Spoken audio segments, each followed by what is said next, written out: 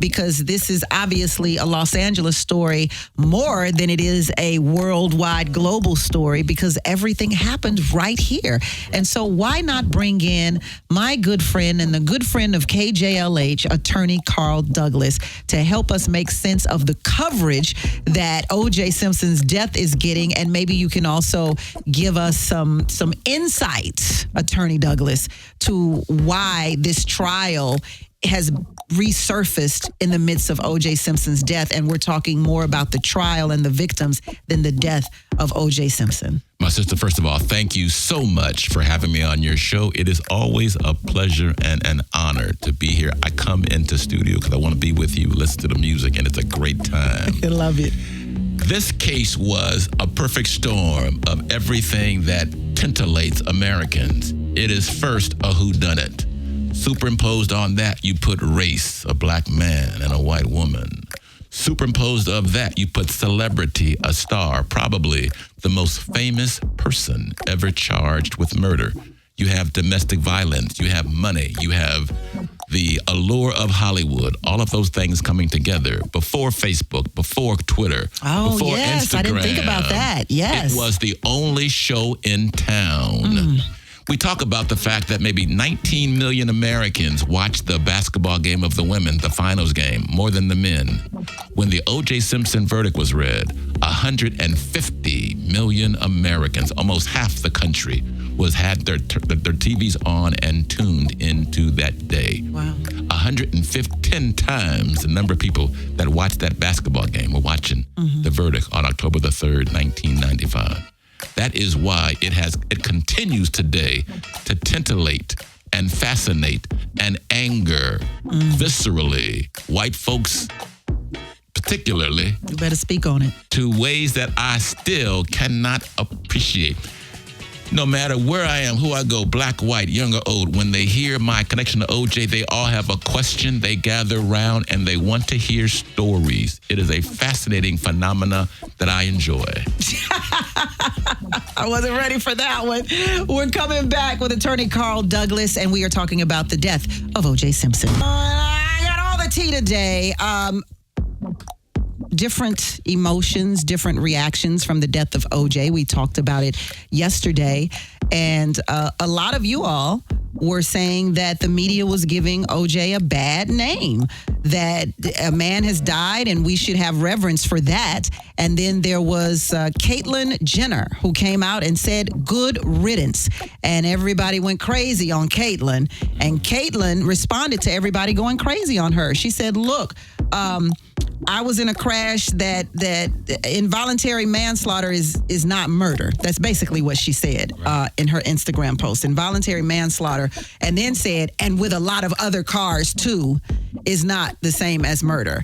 No, everybody it may not be the same, but everybody's just basically telling you probably need to shut up. Yeah. You, in the words of Farrakhan, you should shut up. America should close its mouth. America has no authority. So we have attorney Carl Douglas with us today, who has expressed and explained to us before the tea room why this is coming back to the case again. Caitlyn Jenner saying good riddance to OJ. Does Caitlyn have a right to say that? I don't know that we necessarily have to put any stock in what Caitlyn Jenner may say. Joe Blow from Montana may have an opinion as well.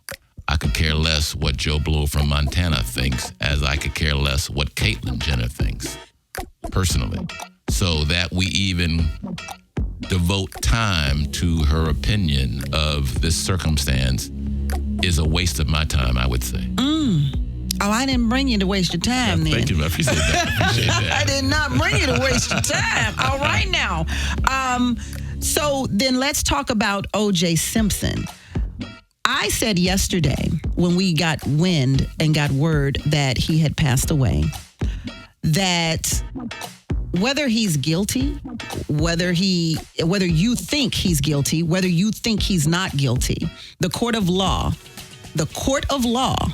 which is generally fair play, specifically for white people, found him not guilty. Yes.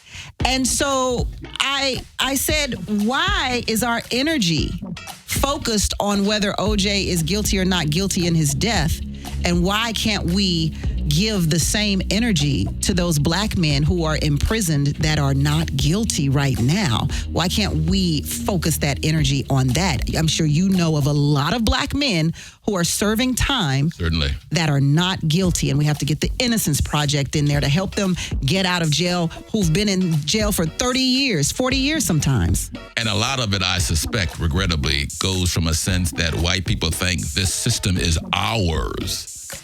It is supposed to operate our way, the way that we expect that it does. And when there is something contrary to the norm, where black people embrace a certain decision, that is something that white folks cannot accept or tolerate. And 30 years later, they are still viscerally upset. It's amazing. 30 years later, black and white people get away with murder every day in Los Angeles.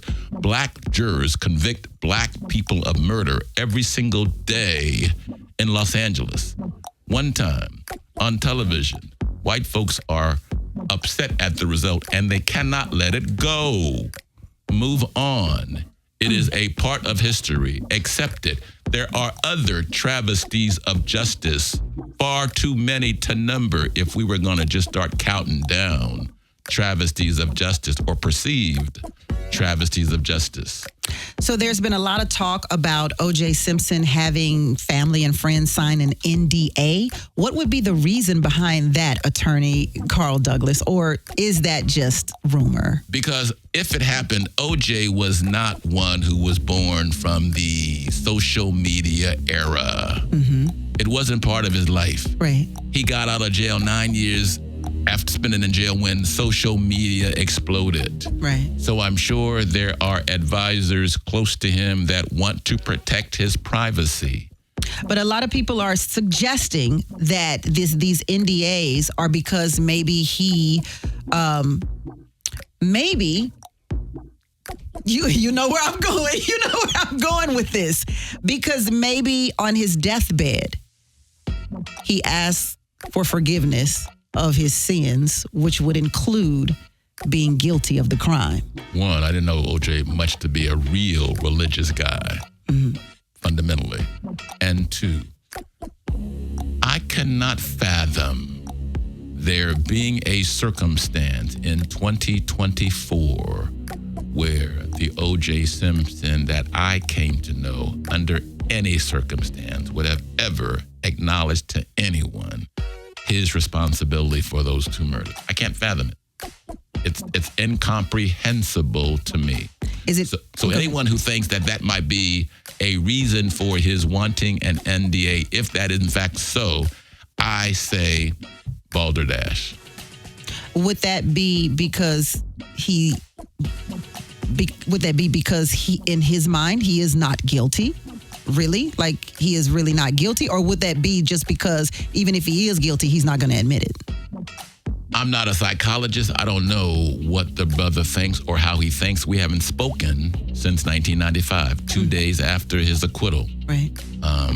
But I cannot fathom the OJ Simpson that I came to know ever suggesting to anyone that he was responsible for those two deaths. It's just incomprehensible to me. You know all of the players in the OJ Simpson trial. You were there every day. You researched, you studied, you interviewed people. You were one of the attorneys on the case. For 18 months of my life. There it is. Oh, that's rough. Every day, 18 months of my life. That's rough. Correct. What is it with the media bringing forth today in the death of OJ Simpson, all of these interesting, straggling people who are saying things about OJ that we didn't even see on trial? Media attention is like crack, and I distinguish that from powder cocaine. It will make you lose your mind.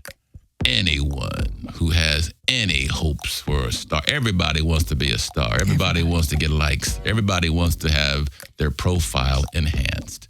And they will take any opportunity, even squatting on the death of a man who's no longer alive, to get their 2 minutes of fame.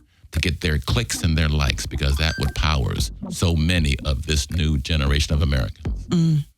Yeah, I just find it interesting that there are these new people who are speaking on OJ Simpson, and these are people that were never that were never a part of the case in the first place. And I'm thinking, if you knew so much, why weren't you called to the stand? And you're saying it's all clout. Correct. You hear so much about the fatal Bronco chase, the interview that OJ had when he spoke to two detectives for an hour and a half without a lawyer after being accused or arrested. But nothing about the Bronco chase was ever introduced in that trial 9 months long. Nothing about an interview that a man gave to detectives suspected of murder, who tells his lawyer to leave and go to lunch while I talked to these two detectives for 90 minutes. He did everything that an innocent man would do in that circumstance. You never hear about that. No, never hear about that. KJLH, talk to me. Talk to me, baby. KJLH, sometimes they're listening so hard that they forget that they called. Yeah. And that's good, because we got them. We got them, Carl. All right. We got them. Okay, so great. I want to know how do we go forward, and will this trial continue to come up in the wake of OJ Simpson dying, and how should Black people feel? We are not a monolith. I've heard that a lot this past 2 days. We don't all feel, think, vote the same way, and that's a good thing. Right. That's a good thing. We can't be pigeonholed into one simple corner.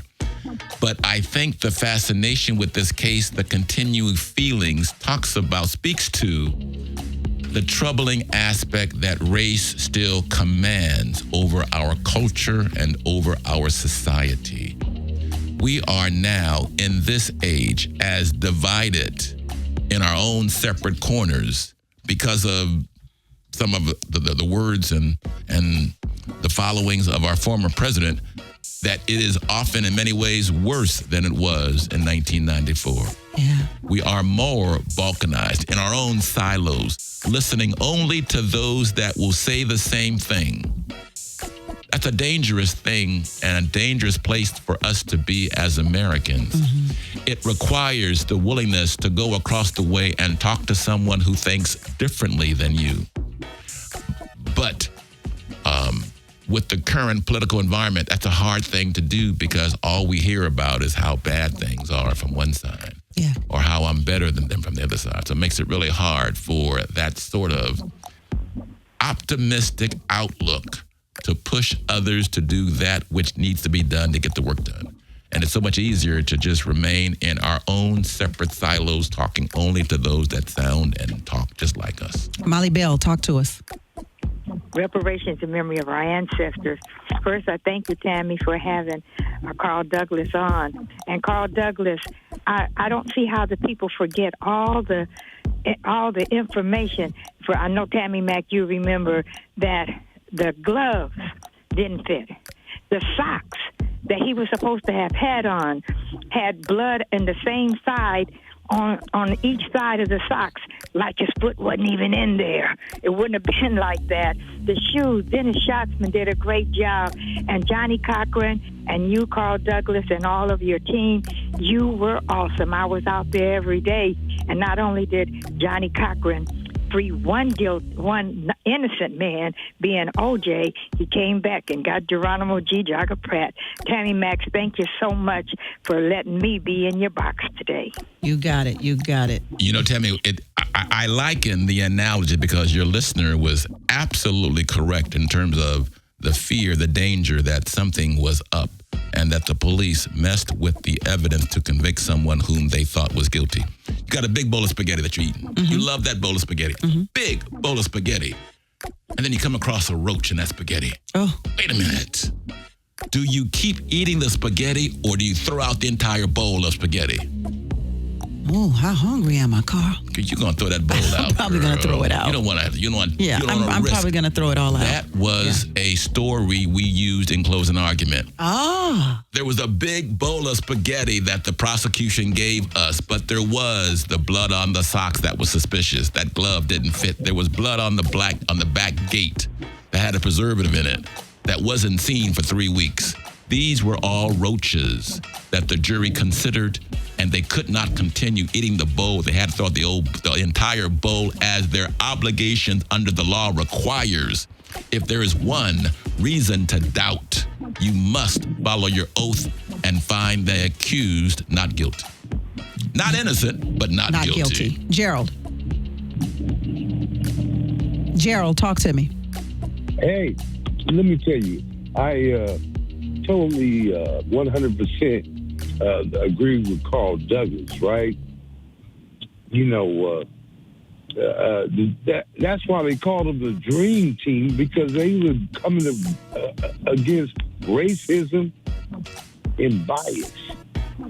OJ Simpson did not do it. Me and my wife, we went out there on Bundy, where his wife lived. I mean, right after the scene where they still had the ink on the walkway leading to her house. You got me? Gotcha. And then my wife and I, we were both on vacation. We drove up to OJ's house up there, you know, his estate. And he stayed in a V at the corner. Everybody up there got a playground or, slides and playhouses in their front yards. That's how large the houses are. True that. And the police, LAPD, had it blocked off, right? But I'll tell you how God works. And I'm blessed by him. I'm a servant, and I bow down. I got out the car. I told my wife, stay in the car. I got out the car. It was a white girl I used to work with.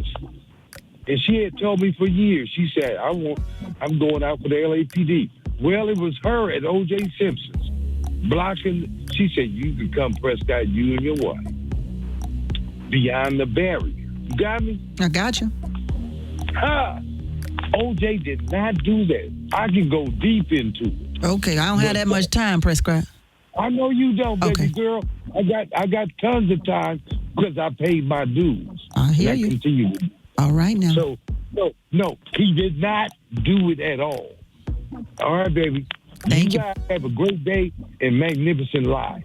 Thank you, Prescott. Prescott said the police officer let him pass the barrier. He did a little investigating on his own, and OJ didn't do it. All right, Prescott. There you go.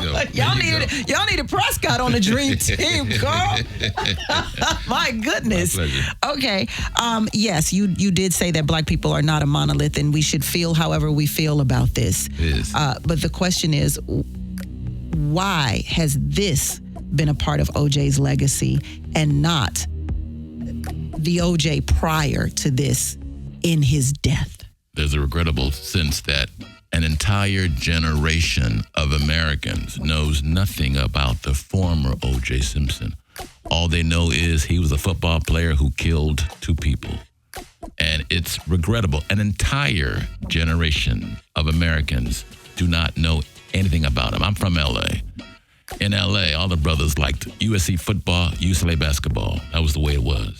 O.J. was our hero locally, going on and doing big things for the NFL. So we always embraced and looked up to him here in Los Angeles, always from the Bay. But that's a history that many do not recognize or understand now in the wake of his death. Yeah. I think it falls right in line with when I hear people talk about Michael Jackson. They do not know the black Michael Jackson. They only know the Michael Jackson with the nose job and the light skin. And if you show this generation a photograph of him from off the wall, they do not know who he is. So I understand what you're saying. There is a generation of people, if not 2 generations now, that do not know the previous OJ. And why is it so hard to keep his legacy that as opposed to this. Absolutely right. I was also Michael Jackson's lawyer. I got a call from Michael Jackson and OJ Simpson in my house the same night talking about their cases. So all of it, heavy. I couldn't sleep that night. But certainly both of them had legacies that people don't remember, regrettably, because it came before Instagram. Yeah, and or Facebook. It's regrettable, and this is what I have been trying to do on the radio, which is one reason I brought you in, is because I do believe that our Black men who have made contributions to the community in such a way should be recognized for the contributions to the Black community and not to their downfalls. I mean, not that they are faultless, not that they are perfect, but there was a segment of their lives that meant something. There was a segment of his life that meant something to us. For sure. And I just don't want our Black people to forget that. And sister, one reason that you will always see me on the airways talking on behalf of the defense in the OJ Simpson case, because Johnny L. Cochran, my friend and mentor, no longer alive. There is a generation now of Black people who don't know who Johnny L. Cochran was. And I will always dedicate myself to uplift his legacy, to uplift his honor, one of the greatest lawyers known to man. So Barry Scheck doesn't talk. Sean Chapman doesn't talk. Peter Neufeld never talks. Bob Shapiro does not talk. But Carl Douglas is talking all the time. Because I always say, what would Johnny do? Yeah. Johnny would want me talking all the time, supporting the client and uplifting his legacy. I love it. Carl Douglas, attorney Carl Douglas.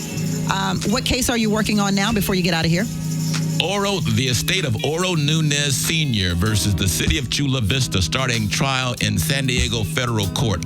Oro, 59 years old, 5'4", 150, was having a mental issue. His daughter calls 911 because she wants help. 5 cops come. They treat him like a criminal, not like someone in mental health need, and they kill him, suffocate him, George Floyd-like. He leaves a wife of 29 years and 7 kids in his wake. I'm seeking justice on his family's behalf in San Diego on Tuesday morning. All right, let's get that justice. Attorney Carl Douglas, thank you for coming in and always accepting my invitation to let our community know what's really going on. It is always a privilege, my sister, and an honor to be part of the Tea Room. Please invite me back again. We're radio free. No more backward thinking, time for thinking.